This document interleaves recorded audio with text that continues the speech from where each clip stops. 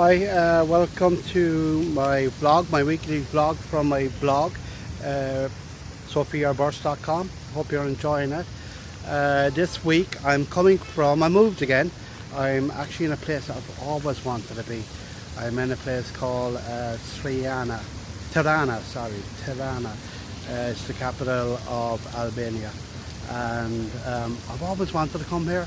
I'm not sure why. I think it was because maybe I'm a child of the 80s, and we used to get a lot of black propaganda about the communist system in the West in the 80s.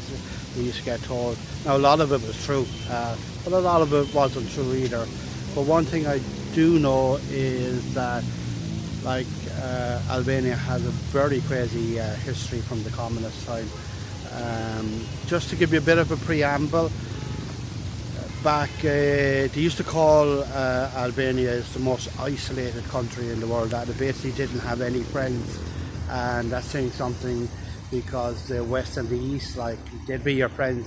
If you weren't a friend of Russia, you'd be a friend of America, and vice versa, or the Soviet Union. So to have no friends is in a country, it's pretty bad. So basically what happened was, after World War II, as seemed to happen a lot in this area of the world, the communists took control and a strong man emerged, and his name was Enver Hoxha. And he wasn't your regular communist. He liked communism, he liked the dictator part of it, but he wasn't like normal. He actually thought Stalin was a bit too soft, so he took over. He was quite good friends with Stalin, but he wished he was a bit harder, So after he fell out with all the West, he fell out with neighbouring Yugoslavia, despite that they were closer to the communist side than the West side. So he was really buddies with Stalin. And after Stalin died, he didn't really like the new Soviet Union leaders, who he thought were very soft, and they were slagging off Stalin a bit, so he didn't really like that, So, so then, back in the 60s, the Soviet Union and China were having a big kind of power struggle, who was going to lead the communist world, and they had a falling out, and so he ditched. He hung on to them.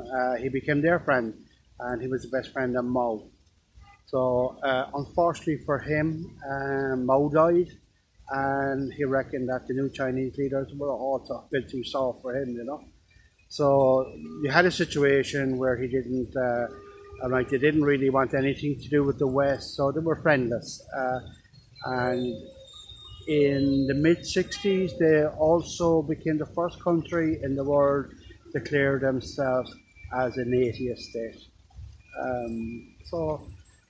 And they became totally, it was illegal in the constitution to borrow money off the IMF or the World Bank or something like that. So they became the most isolated country in the world. I suppose a bit like North Korea today. But nobody knew really what was going on here, So all things come to an end, and so it did for Mr. Hoxha when he died in 1985. So it's really strange. I've been traveling a lot in this region at the moment, and I saw a lot of things in Bulgaria and Romania, things that were being built in 1985. They really did think that communism was going to be there forever, and no one kind of knew that it was going to be gone in 4 years later, So as I said, this guy died, and so they decided, hey, communism is going to be around for a long time. We're going to build a museum to the great leader, So the Pyramid Tirana was started the project in '85, and it opened in 1988, just 1 year before the collapse of communism. So I'll just take a look at it here.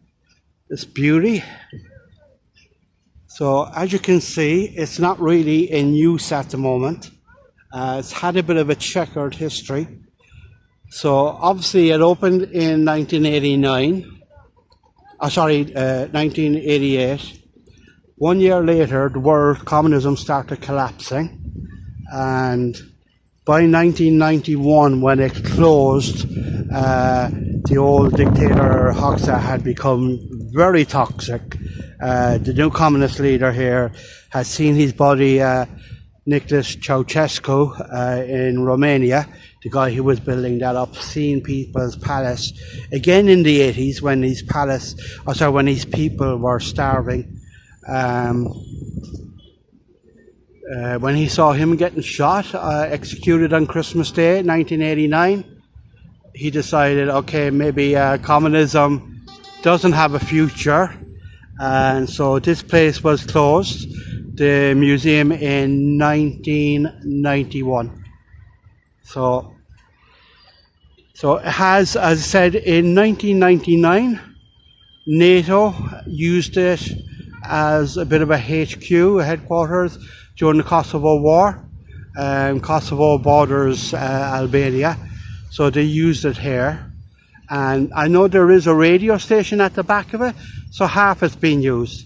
But as you can see, most of it isn't. I find it a very, very, very interesting building. I think I'm beginning to have an obsession with the communist area. It's not beautiful, but like, I just like the history behind it.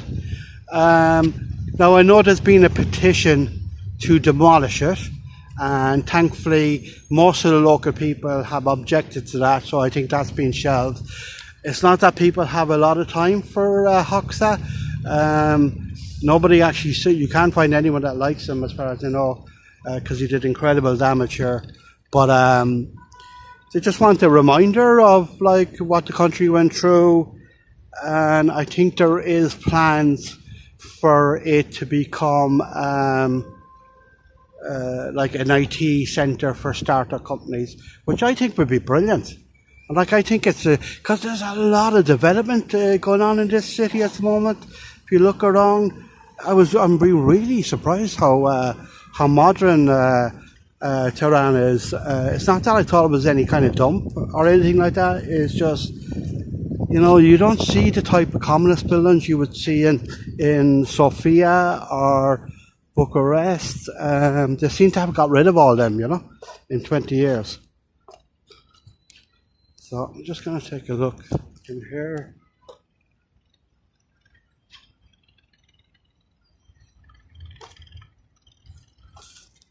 So, yeah, the mid-80s, everyone thought like the communism, there was never going to end. The party was going to continue. So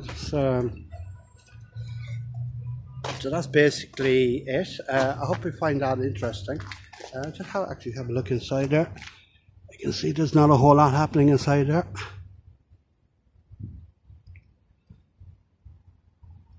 So hopefully that'll be like an IT. I mean, like, if they're doing up the whole city, they should do this up. But it's probably just toxic, and I suppose people want to be careful what they're going to do with it.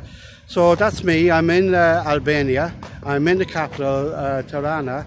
So I'm really looking forward to seeing a lot about the history of the city and just to see what it was like. And so far so good, but it's early days. So thank you for checking out my blog. Oh, I'm looking for my finger. www.sofiabirth.com. Getting a lot of good feedback and putting a lot of effort into the stories. You need to read it a bit more. Thanks a million. Bye.